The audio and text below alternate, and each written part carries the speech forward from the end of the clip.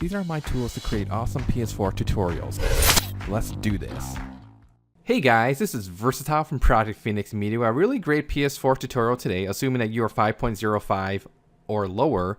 And what we're going to be doing is something called the cache all method using the Al-Azif latest web host program. So the idea is you host this program on your PC, and then your PS4 downloads everything from your PC to the PS4 locally, and now you can run the jailbreak locally. No more internet, no more network. So that's awesome. So now your PS4 is portable. You can take it to different parts of your house, take it to your friend's house, go to the park, what have you, and then you can run this jailbreak locally. You don't need a computer, you don't need a phone, you don't need an ESP8266, you don't need any other kind of payload sending device. It's awesome. So let me show you how this works. It's pretty basic. Go to the video description. I'll have a link to Al-Azif, the developer, and we'll download the latest release, which is version 0.46A1, and I'm going to be using the Windows. So I'm going to be using this link right here, the PS4 exploit host win.4.6A1.zip file. Go ahead, download that. I have it on my desktop here. Right click and extract to here. Okay, so here's the folder. Run that program, and this is what it looks like. So here I'm going to take note of my IP address, which just happens to be 10.0.0.23. So leave this program running right now. And then next, what we're going to do is hop onto the PS4. I'll show you all the network settings. I'm going to delete my cookies, my history, my cache files, all the pertinent web stuff. I'll show you how to do the download with the cache method. And then I'll disconnect from the network, reboot the PS4, show you that yes, it still works. It's awesome. So with that said, let's jump straight into the next portion of the video tutorial. Let's do this. Okay, so here we are at the PS4, so let's do this. So I'm going to go ahead and log into my local account.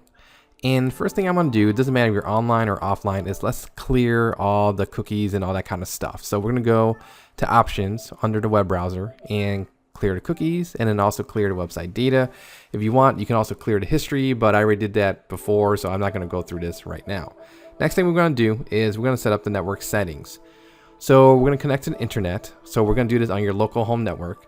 Use Wi-Fi or LAN, whatever method best works for you. So I'm going to do the Wi-Fi method here, and I'm going to connect to my home network and type in the password. So let me skip ahead a few here. So once you're setting up your internet connection, once that process is complete, we'll just keep on going with the rest of the wizard. It's pretty simple. So you just keep on selecting all the defaults until you get to the DNS section. So once we get to here, then go to manual. Under primary DNS, this is where you type in your PC IP address, which is the 10.0.0.23 in my case. So let's go ahead, click on next, go through all the default settings at the end, and then just test your connection here. So momentarily, we'll see that the IP address is successful, and then the internet connection will also be successful as well. So once that is done, now what we're going to do is log into go to the user's guide actually, and run the cache all method. So cache all, it downloads everything for all the firmwares basically. So that's one. Or what you can do as alternative, go to 5.05 and run the cache directly straight for 5.05. Either method works. If you want to do both, by all means, go ahead. So if we try to run it again, it's going to say no update available because we have the latest update on our PS4 basically for either method.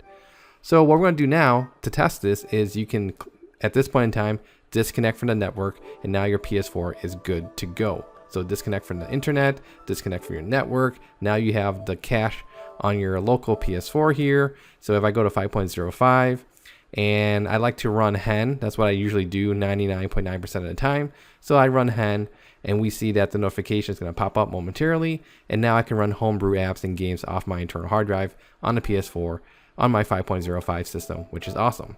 So let's run Call of Duty WW2, just an example. And we can see that everything is working great. So this is today's video game tutorial. You have any nitpicky questions, leave a comment here on the YouTube page, and I'll get back to you as soon as possible. Once again, thank you for watching. Take care. Bye.